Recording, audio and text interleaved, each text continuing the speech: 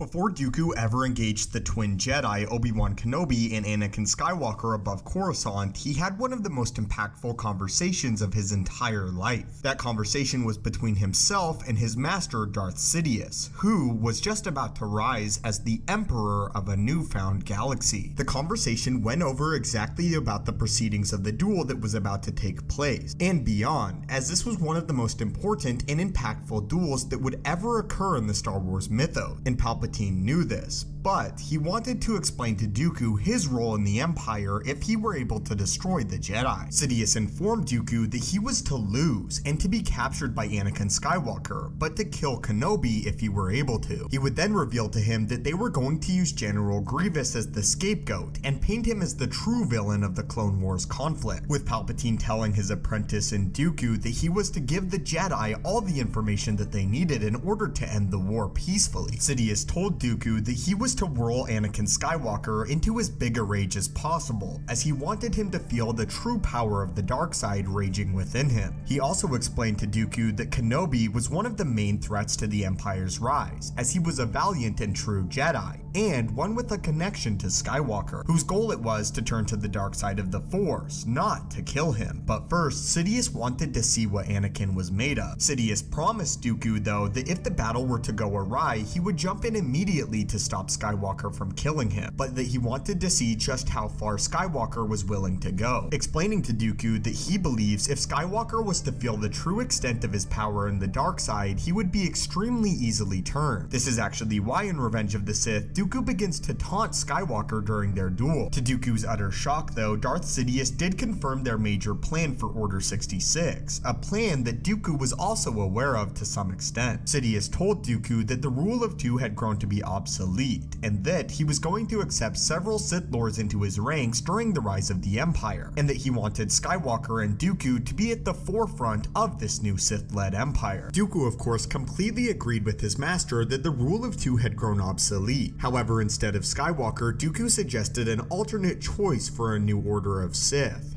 That Sith being led as well by Dooku as well as Kenobi. Dooku explained to his master that he believed that Obi-Wan Kenobi would be far more easily controlled than Anakin Skywalker was. Beyond this, Dooku even explained to his master that he feared that Skywalker would grow beyond both of their power and overthrow Sidious as well as himself, ending the very beginning of their reign. Palpatine though was adamant that the individual that needed to be turned was Skywalker. The plan continued to be explained to Dooku as follows. After Dooku was defeated by Skywalker, Darth Sidious would intervene, stopping Skywalker from killing Darth Tyrannus, at which point Dooku was then going to be taken into custody by both Skywalker, who had now turned to the dark side of the Force, as well as Palpatine. Dooku was going to pretend as if he had no idea the atrocities that General Grievous and other separatists were committing over the Clone Wars conflict, and was going to reveal secrets on exactly how to destroy General Grievous, again painting him as the main villain of the Clone War. The opinion that the Jedi had on Dooku would little matter, as their main goal was to persuade the Senate that Dooku was innocent and attempted to wage a just war with the Republic, with it in truth being the Jedi as well as General Grievous that were corrupting the core from the interior. Eventually, after the Jedi were eradicated from the galaxy, Dooku would be pardoned, with him rallying the remaining separatists under his cause, as again the separatists were hugely loyal to Dooku and looked up to him as a war hero, while on the other hand, as the hero of the Republic